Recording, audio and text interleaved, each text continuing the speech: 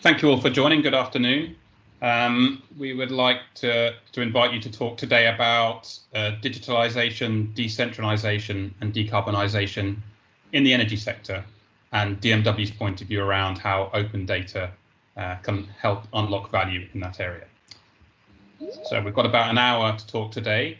I just want to go through some housekeeping rules before we start. Thank you very much for taking the time to join us. Much appreciated. I know we're all leading busy lives at the moment. Couple of points to note. Please keep your video cameras off, except for if you're a presenter, clearly. We just want to assist with network and session stability. Just for your awareness, we are recording this session so that it can be viewed by those that couldn't make it today. You are all automatically muted, but if you have a query or a question or a comment, please use the hands up function on Teams, and the moderator will introduce and unmute you at the appropriate time. But we intend this to be an interactive session where possible. We do have a set of content that we'll talk through and a set of questions that I'll ask the presenters to respond to. But if there's anything in particular you want to talk about, raise a point about, let us know and we'll invite you through. We don't have a whole host of presentation materials to go through. That's not the point of the session. Cool. So just firstly, we'll just introduce the team. So I can see lots of new faces and old faces. So some of you may know me. I'm Donald Smith. I'm the Energy Director at DMW Group. I spent the majority of my career working in energy clients. So for me, that's oil and gas, the utilities, whether that's domestic or central utilities. And I spend a lot of my time working with clients on strategy projects or large-scale transformations, often in the cloud, digital, and clearly data space. I'd like my two colleagues to introduce themselves. Mark, can you go first, please? Sure. So Mark Atterbury, I'm a data and analytics specialist within DMW Group, managing consultant. Most of my experience and work for the last 3 years has been in the energy sector, but I've worked across a number of sectors, both private and public. Most of my specialisms are focused in data services and data platforms, as well as data strategy. So really helping clients understand how they introduce some, I suppose, supporting aspects of open data concepts, but also shape their organisation to operationalise analytics. That's me. Thank you, Mark. And over to you, Mo. Hi, yeah, so Mohammad Syed. I'm also a managing consultant with DMW, like Mark. My areas of focus are data strategy and data management, and I've also got a background in doing data architecture projects, migration and analytics. Before DMW, I was a KPMGer for about 11, 12 years, and that was a mix of data strategy definition, data sort of transformation programs, and a lot of stuff in sort of data management in the regulatory space, as well as helping clients set up data analytics functions serving internal and external use cases. Thanks, guys. Appreciate it. Next slide, I'll just quickly give you an overview of who DMW Group are, for those who haven't worked with us in the past. So we're an independent IT consulting company based in the UK, and we like to describe ourselves using a cube with 3 faces, and each face having 3 facets. So we provide 3 services: advisory work, delivery work, and engineering work across 3 sectors: financial services, energy and commercial, and public sector. So clearly today we're going to talk about the energy sector, and we do that across 3 core technology areas. That's cloud, digital, and data, which again is the subject of today's session. We pride ourselves on our independence, but that doesn't mean we don't have partnerships with the major cloud and technology vendors, as you can see below, and that allows us to have experienced and certified consultants and provide the best advice, whether that's across advisory or delivery or engineering for our clients. And just delving into what we do in data, I'll ask the guys now just to describe those 3 areas in a bit more detail before we get onto the questions. Yeah, so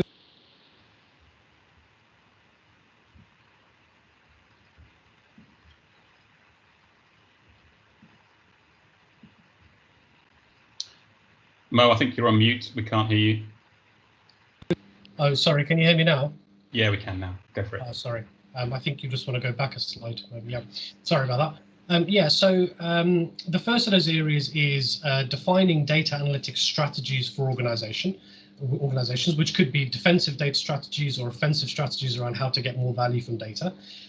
Partnered with that is performing maturity assessments against our view and using industry standard frameworks for what maturity in data analytics looks like. Also defining target operating models for things like running data and analytics as a service and the sort of capabilities and roles and organization required to do that. And then underpinning that is establishing data management capabilities like data governance, quality, and architecture. And Mark, you're on mute too. There we go. Get the hang of this eventually, won't we? So our other two capabilities are focused on cloud platforms and analytics engineering. So the former is around working with our clients to help shape and deliver and operationalize cloud platforms and basically ecosystems of capabilities for data and analytics. Analytics engineering is more about what you deliver on that.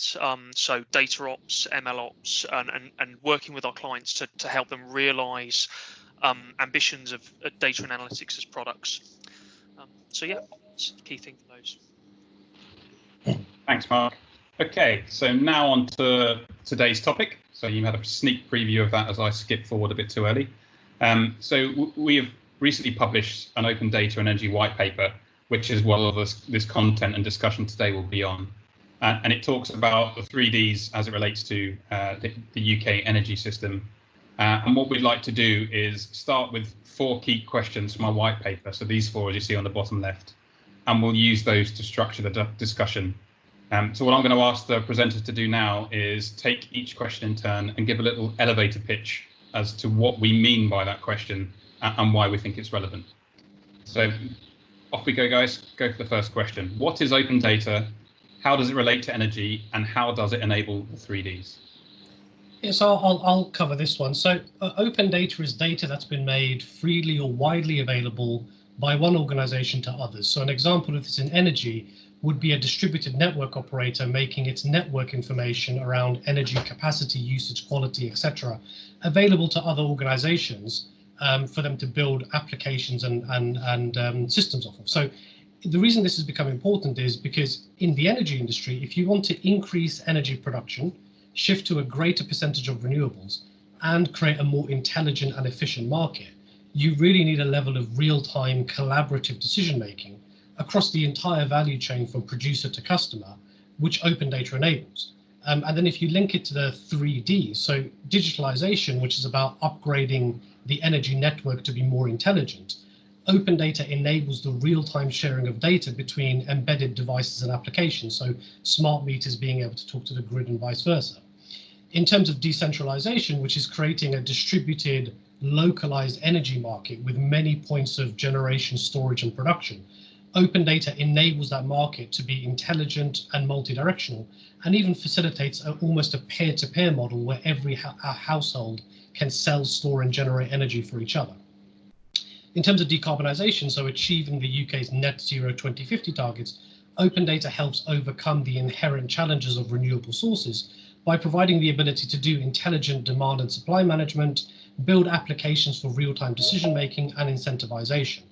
So open data is really key to the transformation in all 3 of these areas. And the key message that we ask in our white paper for organizations is, what exactly is your role going to be in the future of open data? How are you and other organizations going to transform? So that includes your competitors and potential collaborators. And how prepared are you for this future and the change that's going to be required? Thanks, mate. Good stuff. And the second question to you, Mark, what do we see our energy clients doing in this space? And what is the spectrum of their maturity? So this takes me back to a quote from one of my clients, which is that the energy company that embraces open data and digitalisation first will be the last one standing, which I think resonates quite truly now. And obviously, some of our biggest clients we see in the news are massive transformation programs coming into play to become more digitized and I suppose leaner companies overall. I think the important points though are that what we're seeing a lot of our clients do is pushing a free the data culture. So as a drive, as a foundation for open data and digitization. So these are establishing cultural foundations internally for open data as well as externally. So an open data concept doesn't work between businesses if it at first isn't enabled within the business itself. How they do this? Well, it's incentivization to contribute data and commoditize data sources within their businesses, changes in service models to facilitate that, data marketplaces, centralizing data direction, but also trying to decentralize governance and management. Maturity can very widely vary. A lot of our energy businesses, you have sort of manufacturing, retail, distribution, trading, production.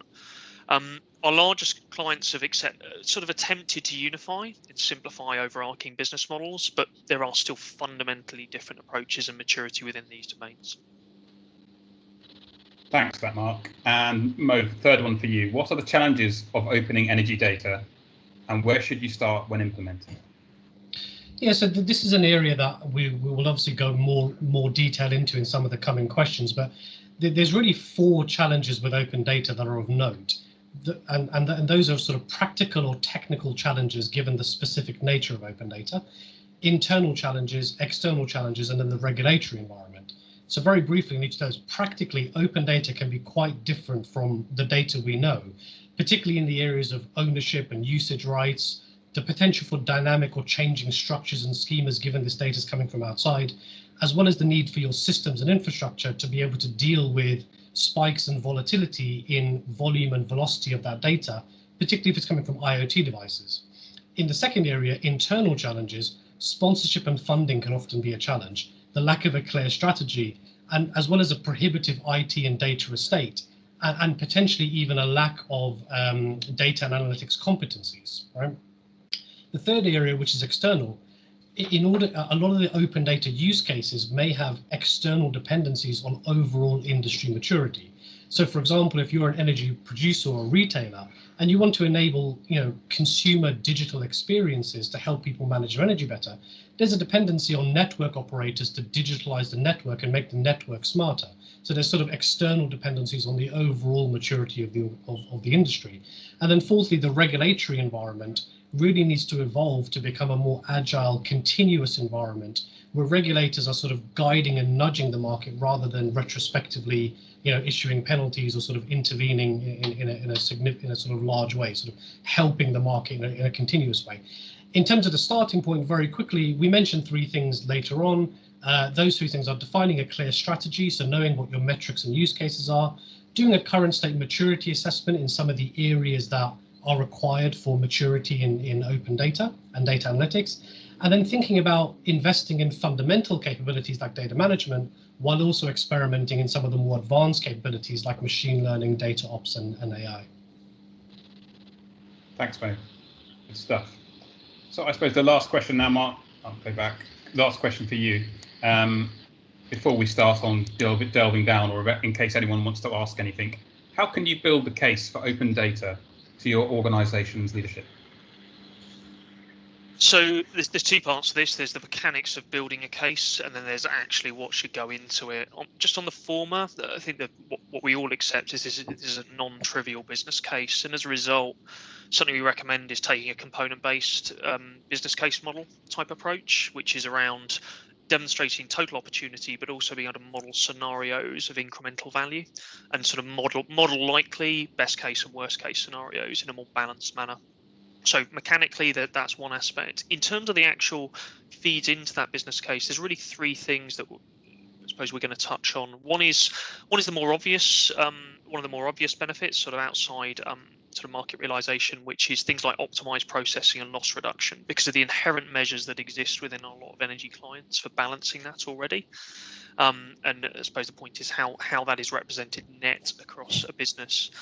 The other 2 are slightly more subtle, though. One is around the benefits of increased speed and execution around open data, and we'll talk a little bit about what that actually means, because it's part of what's critical there is being able to realize and measure that.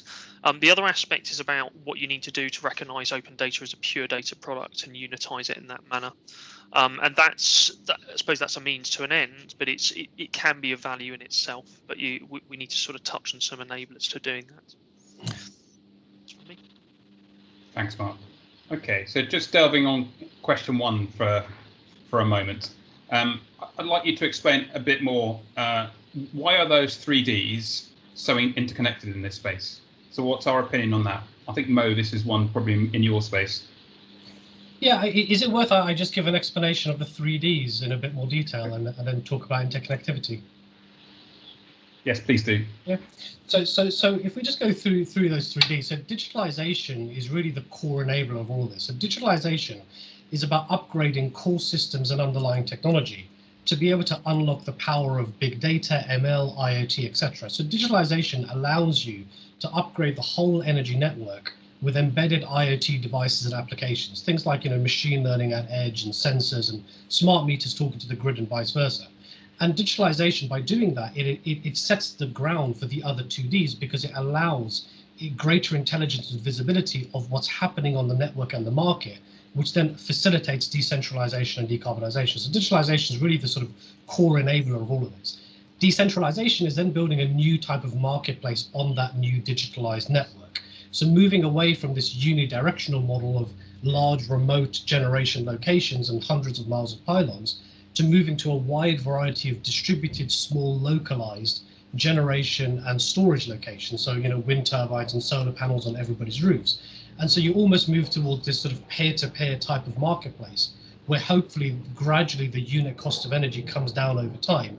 And you have more intelligent forecasting and you can sort of incentivize behaviors in sort of real time. So decentralization is a new decentralized, almost peer-to-peer marketplace. And then decarbonization then allows you to sort of reduce carbon dioxide emissions by onboarding renewable sources as a greater percentage, but also incentivizing producers, consumers, and everyone in between to make smarter decisions around energy management. Now, if you work backwards through those three things to do decarbonization, you have to overcome the challenges of renewable energy, which means you need a lot more prediction and intelligence around how energy can be used, when it should be stored, when it should be sold, and what the pricing should be. So to do decarbonization and bring more renewables on, you need to have a decentralized marketplace where you're not reliant on a small group of remote locations, but actually there's many locations of energy consumption, storage, and generation in a decentralized model. For that decentralized model to work, for you to have a multi-directional energy market and be able to use all those assets intelligently, that network by which they're all connected has to be digitalized, because you have to have a really intelligent network to understand what the capacity, potential, and fluctuations are. So the 3Ds are really sort of connected, where decarbonization needs decentralization and decentralization needs digitalization. So there is this sort of linear relationship over the long term between them. What I just call out next to those three is open data, and by doing these things actually helps address some societal problems as well. So things like fuel poverty. So if you have a sort of decentralized digital network and you can combine that with things like government, local authority, and healthcare data, you can potentially use this open data transformation to eradicate things like fuel poverty and help vulnerable citizens. So the key point with this is, open data is foundational to all three of the Ds, and the 3Ds are very much interconnected in terms of forming a sort of long-term journey of transformation in the energy industry. Thanks, Mo. I really didn't appreciate the societal level point that you made previously. But on that point, so clearly Ofgem have got targets that they've been set and some ambitions. So why is open data so critical for Ofgem achieving those targets? Is that something you can answer also? Yeah, so I'll actually just move on a couple of slides. Sorry, I'll just take control then. So can you see this slide on network and system operators? Yeah, I can see it. Go for it. Yeah. So what we've done on here was essentially, as part of the last pricing round, so the Rio ED2 pricing round that just went, Ofgem really identified three sort of outcomes for the energy industry, specifically related to DNOs having to move to a DSO model. And those three things were more intelligent markets, so a smarter, more efficient, more aware market. Environmental targets met through greater efficiency and also greater use of renewables, and customer centricity, so digital experiences that customers can use to understand how their use of energy affects them financially, but also affects the environment and the society. And that kind of touches on the point you asked, Donal, about fuel poverty. So enabling that sort of intelligent customer interaction. Now, to enable all three of those outcomes, really requires the intelligent use of real-time, open and freely available data, which you can richly combine. So being able to bring together network data with operational data, with pricing data, with atmospheric data, and even socioeconomic data to meet those outcomes, and also so some of the ancillary outcomes like fuel poverty. Now, what we did on this slide was I'm just going to go back. Sorry about that. What we did on this slide in the middle was we said, well, what are some of the capabilities that organizations need to invest in? So those four main areas are to enable this. Organizations would have to become a lot better at sourcing and managing data, particularly real-time and streaming and open data. They'll have to make investments in advanced analytics and AI and machine learning to build a sort of suite of applications that are needed. They'll have to rethink how they do certain business processes. So whether it's customer interactions or whether it's things like network monitoring and pricing, they'll have to revisit that. And then they'll have to think about the technology platforms and cloud services that these services are going to run in. And the point of all of those is that these capabilities together should hopefully not only allow organizations to build smart applications on open data to address these goals and Ofgem's goals, but also allow them to integrate with the applications and services of other organizations. So other organizations which are standing up APIs and open data platforms, being able to integrate with that. Now, just very quickly, practically, if you think about what this might mean for your organization in the 3Ds, digitalization may mean opening your business up to open data sources. So digitalization may mean allowing your organization to, in real time, connect with and communicate with all these embedded devices and applications, enabling you to do things like predictive maintenance and market monitoring a lot better. When it comes to decentralization, practically for your organization, you might help Ofgem achieve these goals through building and distributing smart applications. So you might integrate a variety of open data and then build and distribute smart applications around real-time forecasting, pricing, and incentives for you and other organizations to use. And then finally, decarbonization, practically that could mean being an enabler of innovation. So a distributed system or network operator, for example, could create services around demand and supply, monitoring, which then a third party could come along and build intelligent services off of. So the key point with all of this is it's important to understand not just Ofgem's ambitions, but also your ambitions for open data, the capabilities you need to make that happen, and the type of things you're going to have to do around integrating not just with your data, but other people's data, and the type of shared applications and services you're going to have to enable and build collaboratively. Thanks, Mo. Appreciate that. Just a quick point for the audience, for those that joined a bit later, if you want to ask any questions, or you please use the hands up feature or put them in the chat window and we'll get around to them. This isn't necessarily intended for us to be talking at you for the whole hour, but if you have to listen, go ahead. Okay, Mark, a question for you. Mo seems to have had all the questions so far. How does open data enable multi-directional energy systems for energy?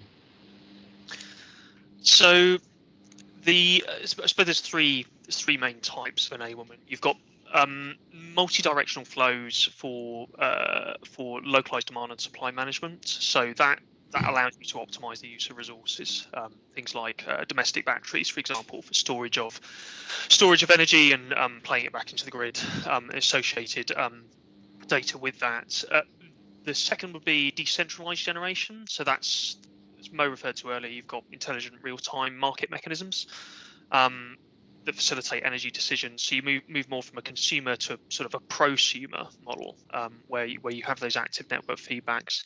And the final one is more mechanics of supply and demand, which is networked resilience. Proactive, preventative network monitoring to avoid things like network failures and maintain capacity and quality. And the key thing about this is about active and actively used feedback mechanisms. The feedback mechanism is just as important as the feed in of open data.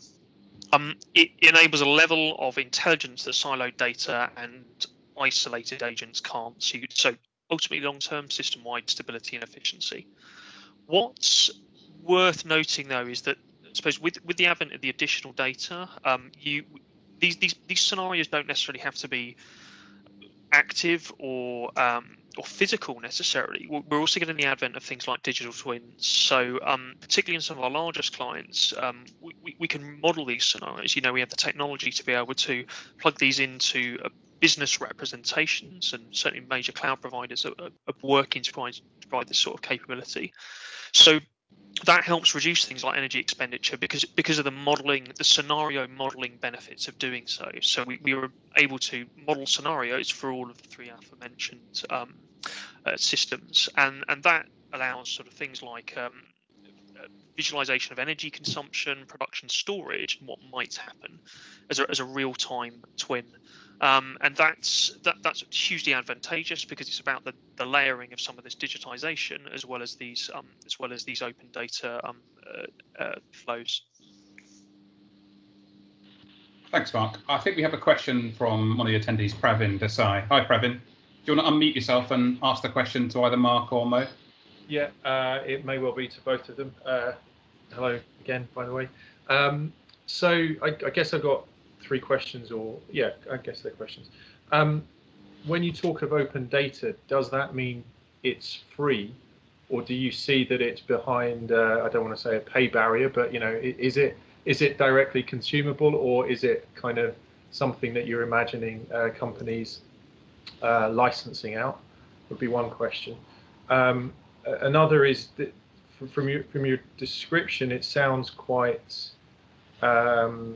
the area that this is most prevalent in is in power generation and power consumption, so electricity. Are you seeing much in other markets like gas or any of the kind of oil markets? And that may lead on to my next question, which is a lot of this seems quite consumer-centric and retail-centric, whereas a lot of the demand is still B2B, you know, industrial companies from energy providers. What's your view on open data within that context?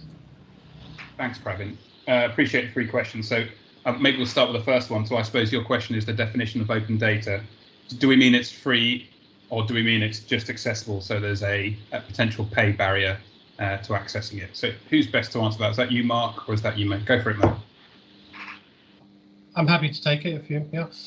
So I suppose with open data, I suppose that there's almost a few different segments to it. So that there will be open data which will be regulatorily mandated. So Ofgem or the government will come along and say, to support the energy industry's transformation and to support some of the things that the Energy Data Task Force recommended, opening up data around infrastructure assets, tariff and some other stuff might be regulatorily mandated and therefore have to follow certain industry standards and definitions and so on. So that data is unlikely to be charged for, and it's probably going to be, come with a lot of restrictions around what it should be called, how it should be structured, how it can be shared, etc. So that's really just a compliance thing and an enabler that's centrally or from a regulatory perspective will be organized. Then there'll be sort of publicly available open data as there is today. And it will really be on organizations to have a think about for their use cases internally, as well as their stakeholders, so their customers and organizations they want to collaborate with, what sort of publicly available open data might they want to bring in? And that's not going to be consistent across every business. It's really going to be depending on the type of use cases that are relevant to you, the type of stakeholders you're working with. You have to decide how to bring that type of data in. And then finally, there will be, I think, as you said, Pravin, data that's going to be charged for, and that's a monetization route. So clearly that you may have to, you may see value in somebody else's data, but I think the initial stage for organizations themselves is to think about, well, what data could I charge for? How would I monetize this data and how would I make it available? So there's probably a few distinct categories there, which will have to form part of your strategy. So I suppose the question is, it depends on what the nature of the data is, but I would say it probably falls into those three sort of buckets. Mark, do you want to take maybe the next question around what we've seen in other industries? Yeah, so we have a question at the end, so we're going to park that, if that's all right, to the last question where we cover other markets, other sectors. I think we've got an answer we wanted to give then. But Mark, the question that Pravin raised about, is this a B2B one, or is it a B2B market, or is this also just retail? So I think you had an answer for that one you wanted to share. Is that okay? Yeah, I think my definition on this, so I suppose I've got a simpler view, which is essentially it's commoditized, and that can be commoditized in a number of forms. But the point is, it would absolutely support B2B. B2B transactions as well. I think my observation on it, Pravin, is that I suppose before you can do that B2B, you need to have a product and service strategy within the business that allows you ultimately to facilitate that within internal business entities as well. I think that's just quite foundational. I suppose the examples of what might occur B2B, you've obviously got. I suppose you could work with more. If we go back a couple of years, we'd have had things more like a data exchange type concept, where the exchange or transaction of data is to mutual benefit to either party. Where we see this going is the same concept, but obviously you're diversifying, and instead you've got a network of business transactions where you might be more than just two parties, which will facilitate enrichment of data either side. So I think that's where we see open data going. It's definitely not just retail, both the production and particularly in the trading space. Obviously there's huge importance to it, but I think the point is you've got a construct on the business side that allows you to commoditize to support it. Thanks, Mark. Appreciate it, and thanks, Pravin, for the questions. I wanted to, in the interest of time, move on just to the next topic now. So understanding a bit more about what we're seeing in the market. So it's relevant to the questions that have been asked and the levels of maturity. So Mark, is this a question I think Mo would be best placed to answer, which is, what are the characteristics of organizations that successfully use open data? Mo, can you take that one? Yeah, so I think there's two areas here. One is sort of what's maturity in open data generally, or some of the guidance out there. And then there's obviously our own view of what maturity in data analytics looks like. I'll explain the former, briefly touch on the second, and if Mark wants to come in on the maturity model as well, that'll be great. So in terms of open data maturity, sort of more generically, so there's an institute called the Open Data Institute, which is a not-for-profit organization, and they publish a lot of research and materials to try and advocate for open data and educate businesses. And they sort of identified 5 areas of organizational maturity, which broadly map onto our maturity model, which you're looking at now, which covers sort of 8 areas. But the areas that the Open Data Institute talk about was strategic leadership. So that's the extent to which you've got a clear organizational strategy for data and open data, and your leadership has clear accountability, roles and capacity and a plan to go and realize that strategy. The second area they talk about is data management. So that's whether you have the capabilities to manage data across its life cycle, so from ingest and storage all the way to sharing, publication and security, particularly with a focus on managing quality and workflows and technical standards and so on. So the second one is data management, so managing data end to end. The third area they talk about is customer engagement. So that's understanding what your customers want from this data. And those are really your data analytics customers. So internal customers, such as your teams and pricing teams and customer analysis teams, but also external customers. So who the users might be of this data in terms of whether you open it as in being required to, or whether you monetize this data, and having the sort of feedback mechanisms to improve this data based on that engagement. So that's the third one, customer engagement. You've then got knowledge and skills. So this is building a culture of open data, training people up, sharing knowledge, building the skills within the business, but also infusing a culture of data ownership and data ethics and an awareness of the value and the ethical risks of data. And then the fifth area that the Open Data Institute talk about is investment and performance. So this is having the ability to measure KPIs associated not just with data services, but data sources ideally. So understanding what the cost to serve for a particular data set is, and what value is then attributed to that data based on who uses it. And those 5 areas really map quite nicely to some of our areas in our sort of 8-factor maturity model, plus a few others that we think are important. I'll hand over to Mark maybe just to talk about this, our own sort of view of data analytics maturity. So I suppose the additions on top of what Mo have said, for me, there's an element of data ops, culture and compliance enablement that are also key to this. And Mo's touched on a couple of the cultural aspects, so I'm not going to sort of overstate it. But the compliance piece for me, it's about compliance first. That's ingrained as part of the way people think, and what that means is you remove barriers to commoditization, because it's not something that's an afterthought, but it's also something that's factored in as you plan and to make open data sources more openly available. Data ops is about the process of that commoditization. It's to be able to manage open data sources as resilient assets and orchestrate them across sort of an ecosystem of services. So essentially, the whole systems that orchestrate and manage open data within your organization. That's in part supported by things like data services, so pervasive data management across the business, and more mature businesses move up into what we call sort of a data as a service type model. But where we see most is where we have sort of proactive data management solutions in place. So those are the items I add in on top. The rest of those sort of touch on what Mo's said already. Thanks, Mark, and thanks, Mo, for that. Appreciated. So we've established the background. We understand the approach and the strategy. I just wanted to move a little bit now towards implementation and understand the challenges of open data and where we should start with implementing. So, Mark, I had a question for you. So what journey should we go on for implementing open data, and what's the required business transformation?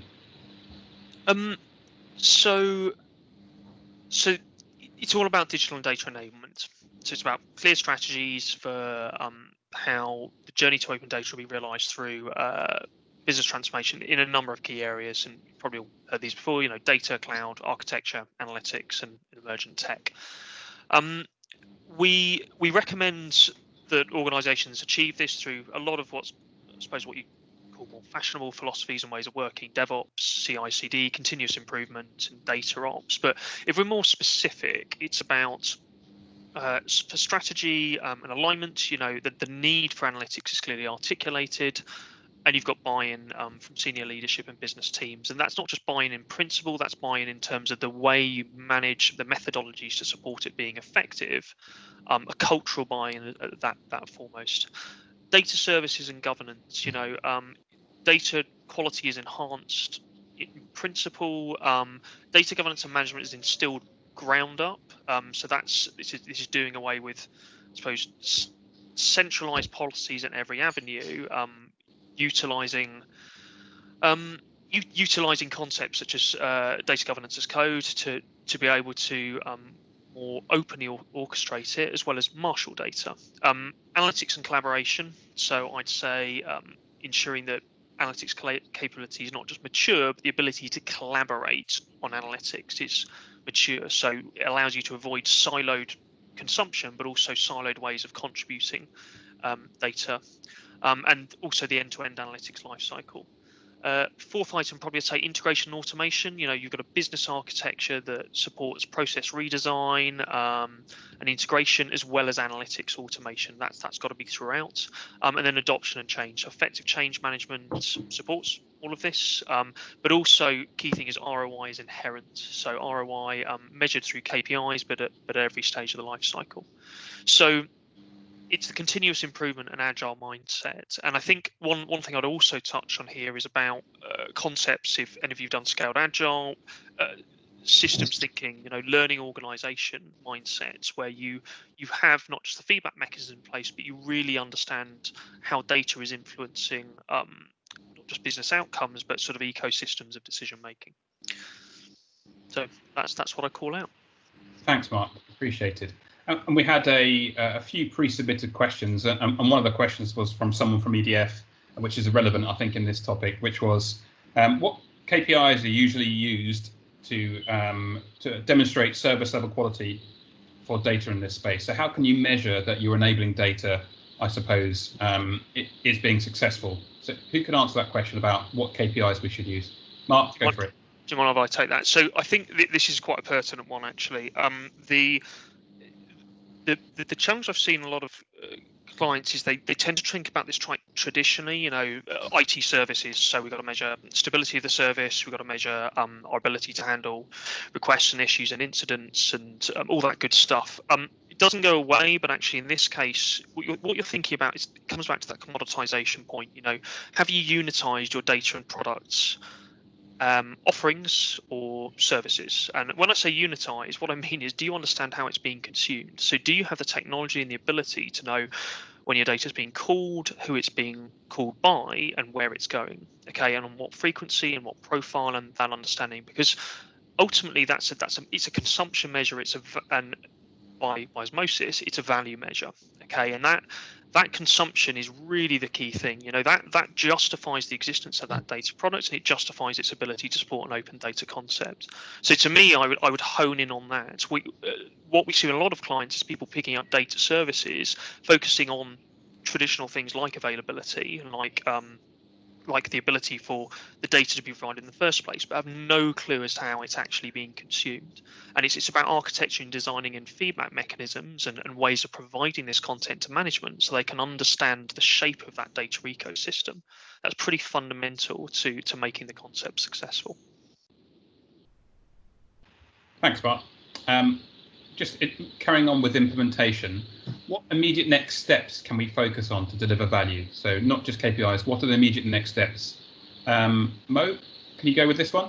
Yeah, so I think we touched on this in the sort of at the introduction, but there's three sort of main areas of immediate focus: broadly strategy, baselining or maturity assessment, and then initial areas where it's probably worthwhile to start making investments. So in the area of strategy, obviously, without going through this slide, it's quite a complex one, but this is our sort of broad framework for defining organizational data strategies. And just to draw your attention on the left-hand side, so vision, buy-in, orientation, and governance, what we'd recommend is start by articulating a clear strategy and vision for open data. Think about things like the new business and operating models, how your performance scorecards and metrics might change, what sort of use cases and value propositions from open data you're going to have, and how that relates to your business and IT strategy, as well as educating the business on things like new approaches to ROI measurement. So some of the things that Mark talked around new philosophies like data ops and CI/CD, it's a different way of measuring return on investment. So what you might do is focusing on those first four. So vision, what are the goals of the open data strategy? What are its benefits? And critically, how are you going to measure them? Is the measurement technique maybe different to what you've done in the past? Secondly, buy-in. What sort of sponsorship are you going to need to drive and inspire the change? And how are you going to make the open data strategy accountable and governed? Where's it going to sit sort of operationally and under the leadership? What sort of change management and education are you going to need? Orientation then says, well, what's the key strategic priorities and imperatives? And almost imagining what does a day in the life look like for some of your critical users. So they could be internal teams, but also external people. So if you're enabling innovation and monetizing data, what does a day in the life look like of someone who's subscribing to monetize data that you're making available? What are they doing with it? And then finally, governance. So what processes, artifacts, ways of working, policies, etc., are going to have to change to enable this outcome, but also mitigate some of the risks like data privacy and data ethics. So without going all the way through data strategy, just maybe focusing on those first four areas as a starting point, just to elucidate what open data means to the organization and get businesses on board is probably an area of focus.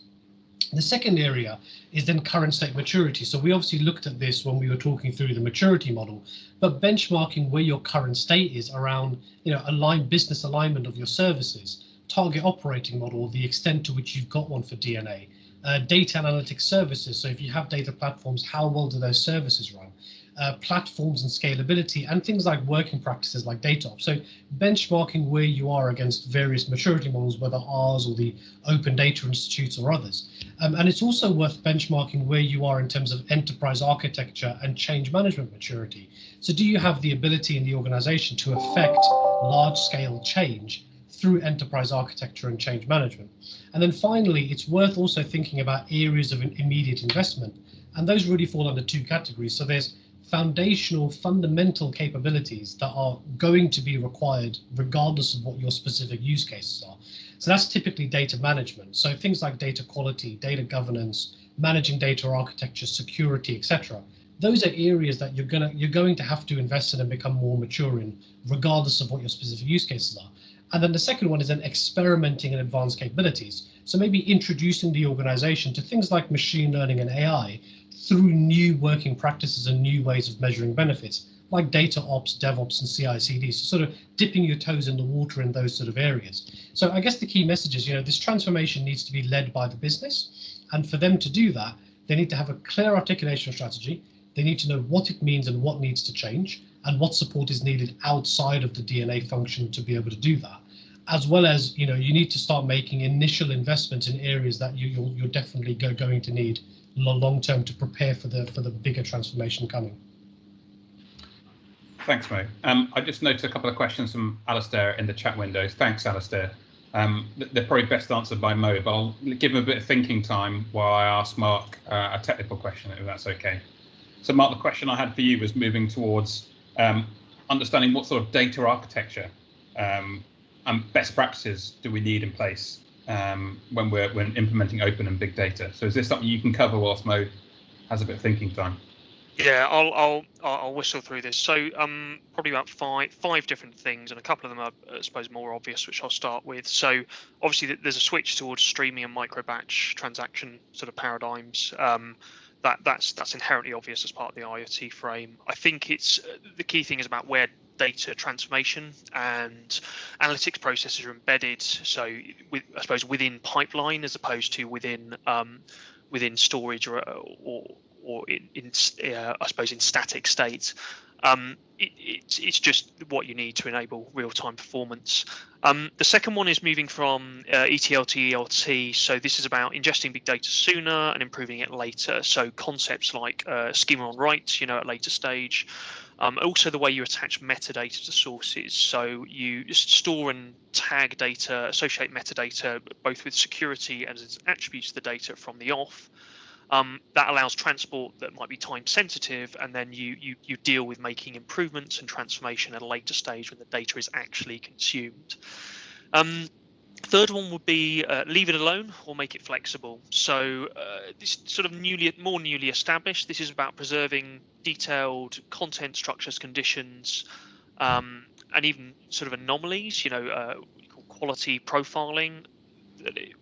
From when data arrives at source to support use cases that require quite detailed and I suppose the word unmolested source information. So so you're not working with derivations and a lot of the traditional problems that we have. And obviously this plays into the ML piece. Data scientists wanting more and more granular detail, but it's about architecting for maximum flexibility and reusability. And so these concepts such as pre-existing data marks for feature selection actually go away. You don't want that for open data. What you want is easier ways of consuming data at source. Archived or parallelized storage, contemporary best practice is maintain a massive store of detailed raw data in an archive with sort of users interacting with copies of that data and development life cycles and paradigms to support that. And then the final thing is making issues discoverable. So it's quite interesting that sort of big data analytics often relies on, it depends on anomalies for discoveries and critical applications. Okay, so outlier analysis fundamentally. So you look at what you're looking for often with creating more sophisticated models is not necessarily what sits within that model, it's what sits outside it. So being able to accurately execute things like clustering, classification, it requires quantification of anomalies, which should be easily discoverable. So there's just attributes to the way you store open data and manage it to facilitate that, which are particularly important. And that's a paradigm that people don't always think about. All right. Thanks, Mark. Much appreciated. Mo, I'm just referring to Alistair's first question there. So yeah. What, if any, role will the regulator or others need to play to ensure its interoperability of the data? Can you give this one a go? Yeah, so I think what I'll do is I'll just skip back a little. There was a slide we had in here which might be useful for this. So we mentioned the Energy Data Task Force previously, but this is a group that was set up by the government and Ofgem and the industry to look at how to unlock the value of open energy data, to do things like deliver greater competition, innovation, etc. Now, the reason this body was set up is because the regulator, Ofgem, realizes that to realize some of their outcomes, they can't just rely upon the individual innovation of firms. They have to set some kind of standards around interoperability and definitions and catalogs and so on. So what the Energy Data Task Force laid out for Ofgem and the industry was 5 stages of transformation. The first of those is data visibility. So making data understandable between organizations, making it easier to access, and obviously connected to that is then making it easier to interoperate with that data and build smart things off of it. So the role of the regulator, to go to Alice's questions, really is about laying down standards for things like data catalogs, definitions, schemas, how to connect that data to things like asset registrations and sort of industry shared data. And we know that Ofgem is already building more sophisticated data platforms in terms of the activities it does in terms of collecting information from market participants. So Ofgem's building a bunch of technical stuff to make it easier, their own data platforms for ingesting and sharing industry-wide data, but they're also laying down standards around specific schemas and cataloging and linking it to assets. Now, also what the Energy Data Task Force did was publish some open data standards, which are in the bottom right. And those open data standards are really there to encourage organizations to think of data as being presumed to be open, meaning you need to curate, manage, and define it in a way that's going to be useful to other people because it's presumed to be open. So for fixing things like, issues with discoverability and searchability and understandability, and also enforcing things like common interfaces and structures, and setting standards around security and resilience. So what they laid out in terms of open data standards, just looking at the bottom right, was presuming data is open, understanding what stakeholders want from it, having consistent approaches to data and metadata, and focusing on quality and interoperability. So broadly, with respect to Alice's question, the role of the regulator is to mandate requirements, set standards, publish guidance, and also even dip its toes into specific technologies and platforms that they might operate and run as a shared service. Thanks, mate. Appreciated. Good answer on the fly there. We've got about 8 minutes left. I think we've got a couple of questions we still want to cover. So, Mark, I'm going to ask you about building the case for open data. So, how can the benefits of open data be articulated to your organization's leadership? This one, we can understand the reasons, the technology, but how do you articulate the business case? So I suppose I touched on this at the start. So the first thing is component-based business case modeling. I'd usually recommend, ways of finding technical ways of building up business case, financial business cases in a way that you can model a number of different outcomes and scenarios. So combinations of, let's say, scenario 1, 2, and 4, as opposed to 3, 5, and 6. Okay, and it's just a lot of people approach business cases in quite a holistic and static manner, and actually it won't suffice in this case because the benefits are sat in so many different areas. I mentioned at the start one of the more obvious concepts, which is around sort of network optimization. I suppose that occurs in a number of different ways, but it's about loss reduction. So that's about more resilient, informed demand management. That's a common measure, often in a lot of our business areas and clients. It's about collating that, I suppose, that net measure of loss reduction, and then modeling an outcome whereby you have the opportunity to change it or significantly reduce it. But the point is, it's one of those ones that is more actively quantifiable.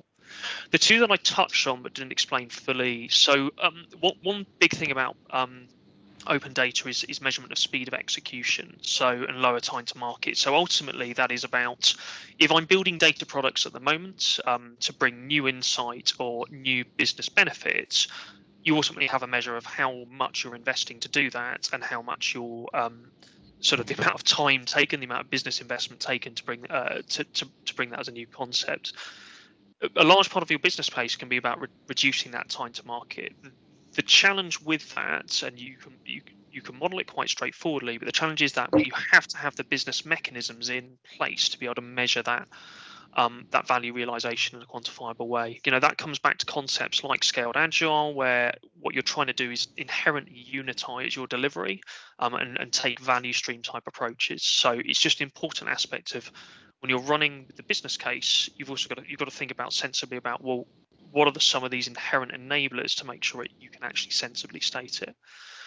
On the pure data product piece, and about unitizing data products, that should be grounded in a internal service and product enablement strategy. So knowing how much already organizations in your business are willing to pay for things like data services.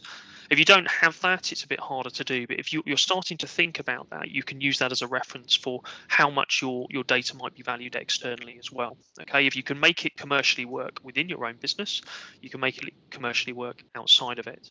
So that's the other aspect of the business case I'd argue is thinking about actually just commoditizing your data as a product and signing up to this curated data source, and actually how much value you can associate there.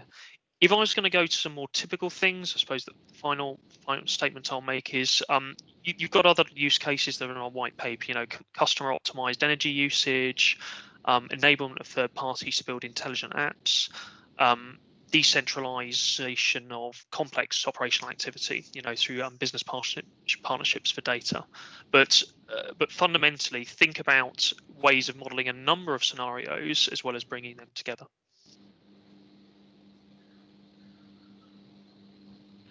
Thank you, Mark. Much appreciated. I just wanted to circle back to one of the other questions that was raised, both by Pravin, but also pre-submitted in advance.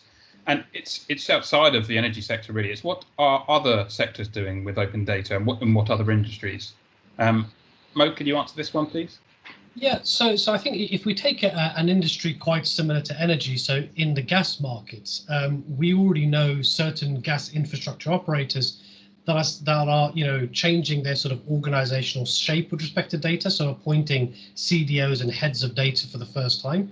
A lot of these businesses have never had to do that because data wasn't a big area, but they're making those sort of operational changes.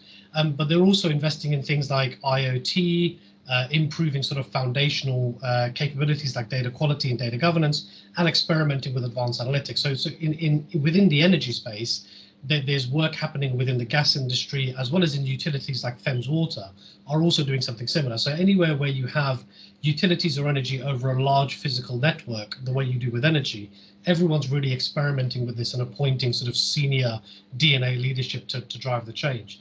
If you then think further afield, so in the areas of, let's say, pensions, for example, and financial services, well, companies are now required to disclose climate-related risks. So if you're running a pension fund and the assets underneath that pension fund are exposed to climate risks, they need to price that in terms of their forecast for assets under management, pension surpluses and deficits, as well as the overall risk associated with the pension fund from things like transition risks, as in markets moving to low carbon solutions, so petrol cars moving to electric, as well as physical risks, so the actual physical risk to certain assets of climate changes. So an example of that might be residential properties close to the shore, for example, right?